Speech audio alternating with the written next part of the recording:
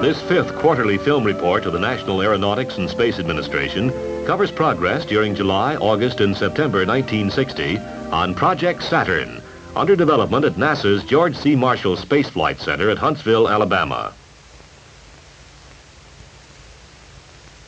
The Saturn system will be for general use in the heavy space vehicle field. With activation of the Marshall Center on July 1st, 1960, NASA assumed full control of Project Saturn as the Army relinquished program management.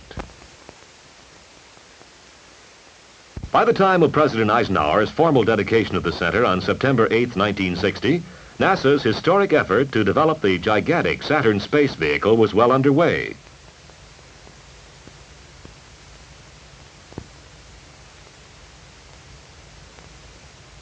Final assembly of the first Saturn flight booster, SA-1, at Marshall's Fabrication and Assembly Engineering Division, moved toward its scheduled completion this November.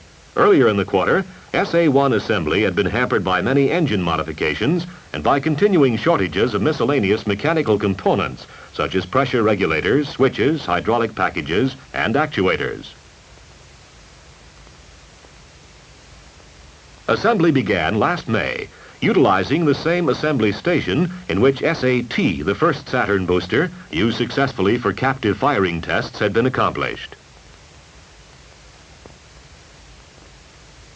In other vehicle developments, a contract was signed July 28th with Douglas Aircraft Company for the S-4 stage, second stage of the Saturn C-1 vehicle, the first flight configuration.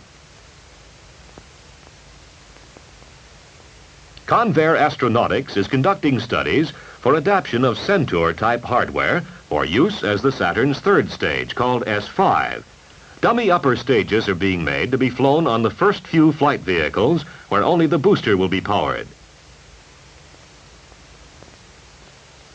Modification and assembly of H-1 engines delivered by Rocketdyne was effected this quarter, readying them for installation on the SA-1.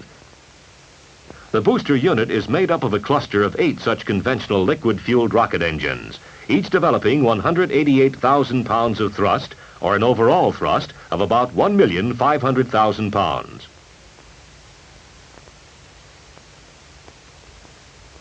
Installation of the first engine on the SA-1 began in August.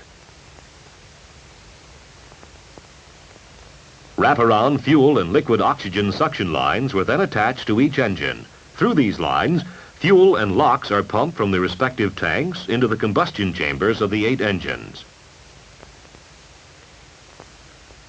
Electrical wiring and the pressurization system were also installed. 48 fiberglass spheres emplaced on the spider beam will store gaseous nitrogen at 3,000 pounds per square inch to pressurize the fuel tanks. By September, all 8 engines were emplaced for fitting purposes. Final installation of outboard engines and all suction lines was set for late September or early October. Installation of equipment in the SA-1's instrumentation canisters was also moving along steadily in the Marshall Center's shops. 4 canisters of the same general type will carry guidance, control, and telemetry equipment. One of these will house the ST-90 stabilized platform.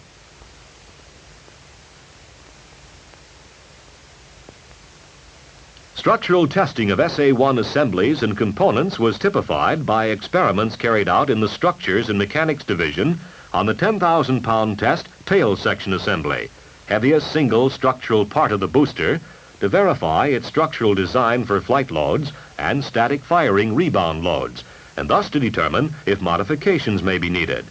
Testing includes gathering of strain gauge and photostress data, while loads placed on the tail section assembly in the test fixture simulate actual structural, propellant, and thrust loads.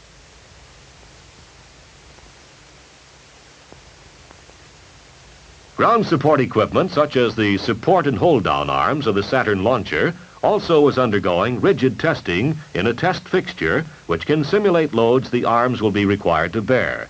The launcher at Cape Canaveral will have 4 retractable support arms and 4 hold-down arms. The support arms help to support the huge booster until after ignition, the thrust of the booster itself builds up sufficiently to enable it to stand alone. Then, the support arms must be moved back quickly in order to allow takeoff clearance for the booster's tail shroud section. The pneumatically operated arms can retract 62 inches in 84 100ths of a second. At full retract, the support arms send an electrical signal to the hold-down arms to release the booster. The hold-down arms can retain the booster until full thrust before release. Until called upon to hold down the booster, the hold-down arms also assist in supporting the huge vehicle. Eventually, all 8 arms will be sent by the contractor to Marshall for full simulation testing, individually and then as a complete system, before being installed on the launching pedestal at Cape Canaveral. As testing and assembly of SA-1 proceeded, the test booster, SA-T, emplaced in the captive test stand, was being modified and built up to conform to the SA-1 configuration. The modified version, called SA-T1, will be static tested in late November to prove out the flight configuration. These tests will enable the designer to incorporate any required changes in SA-1. Fabrication and structural assembly of the SA-2, the second flight booster, also was underway at Marshall, including circumferential welding of the booster's 8 70-inch diameter fuel containers, and work on the thrust frame barrel assembly, and the outriggers, thrust frames used to support the booster on the launching pad, and to which are attached the 4 outboard engines which gimbal for control and guidance.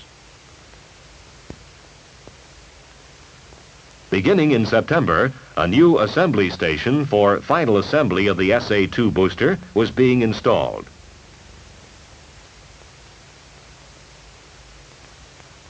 At Cape Canaveral, construction of the 65-acre Saturn launch complex is progressing satisfactorily. Major site items include a movable service structure 310 feet high, blockhouse, umbilical tower, concrete launch pad area, and high-pressure gas facilities.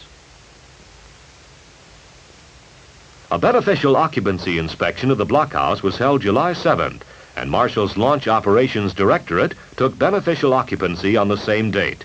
Work is also proceeding on the booster unloading facility.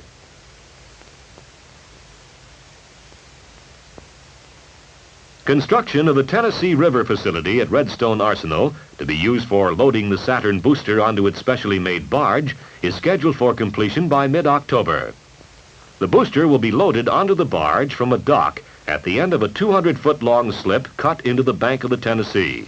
The slip is 16 feet deep, 40 feet wide at the bottom, and 140 feet wide at the top. The barge in which the booster will be transported from Redstone to the Cape is due to be delivered by the contractor, Todd Shipyard of Houston, Texas, by December.